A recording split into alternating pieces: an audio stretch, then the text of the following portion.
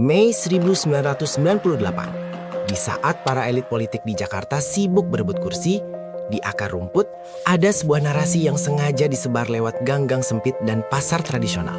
Sebuah narasi yang tidak menyalahkan kebijakan IMF atau utang luar negeri, melainkan menyalahkan tetangga Anda sendiri. Pertanyaannya, bagaimana krisis moneter bisa berubah menjadi perburuan etnis dalam waktu kurang dari 24 jam? Dan yang lebih penting, siapa yang menulis skenarionya? Jejaknya masih ada. Saya Aksa Jejak. Mari kita telusuri.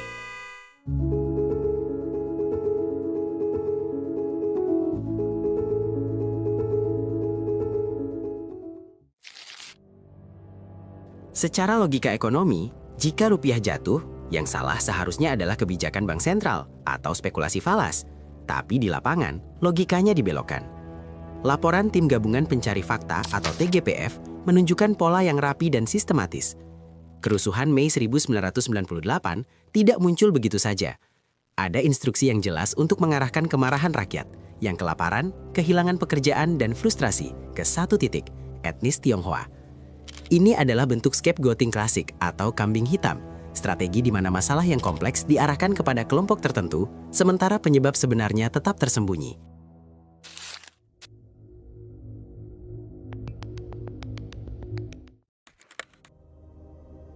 Banyak kesaksian menyebutkan munculnya kelompok tak dikenal di tengah kerusuhan dengan ciri khas gaya rambut cepak dan sepatu bot hitam.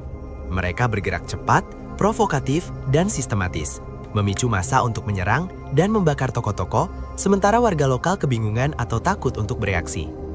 Mereka bukan mahasiswa, bukan aktivis, bukan warga lokal yang biasanya hadir dalam aksi unjuk rasa.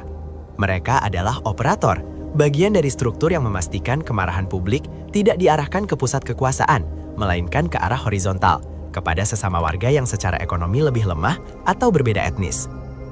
Strategi ini berjalan dengan presisi yang menakutkan. Setiap kerusuhan yang terjadi terlihat spontan di permukaan, tapi pola mobilisasi, titik-titik sasaran, dan momen provokasi menunjukkan perencanaan yang matang. Mereka memanfaatkan ketidakpuasan rakyat, kelaparan, harga kebutuhan pokok yang meroket, mata pencaharian yang hilang. Alih-alih kemarahan diarahkan ke elit politik yang bertanggung jawab atas krisis moneter, energi massa diputar ke sasaran yang lebih mudah, tetangga, pedagang, dan komunitas Tionghoa. Ini adalah contoh manipulasi sosial tingkat tinggi, di mana kelompok kecil dengan akses kekuasaan dan strategi terencana bisa mengubah frustrasi rakyat menjadi kebencian horizontal yang menghancurkan tatanan sosial dan meninggalkan luka mendalam di masyarakat.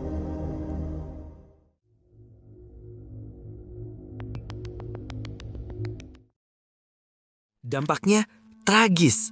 Bukan hanya bangunan yang runtuh, tapi tatanan sosial yang dibangun puluhan tahun ikut terbakar.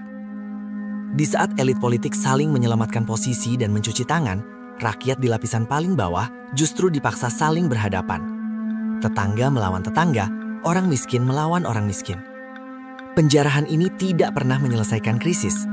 Setelah api padam, harga beras tetap mahal, lapangan kerja tetap hilang, ekonomi tetap hancur. Yang tersisa hanyalah trauma, ketakutan yang diwariskan, kecurigaan yang bertahan lintas generasi. Inilah konsekuensi paling berbahaya dari manipulasi sosial. Ketika kecemburuan ekonomi diubah menjadi kebencian etnis dan kekerasan horizontal dijadikan tameng bagi kekuasaan. Sebuah strategi yang mungkin berhasil meredam kemarahan sesaat, tapi meninggalkan luka sosial yang bahkan puluhan tahun kemudian belum sepenuhnya sembuh.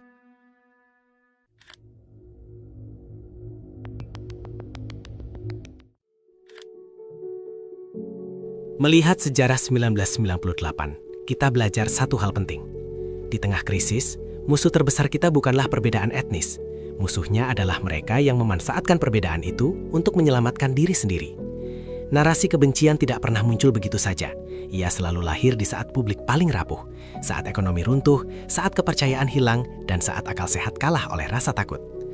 Maka hari ini, ketika Anda melihat narasi serupa beredar di media sosial, berhenti sejenak.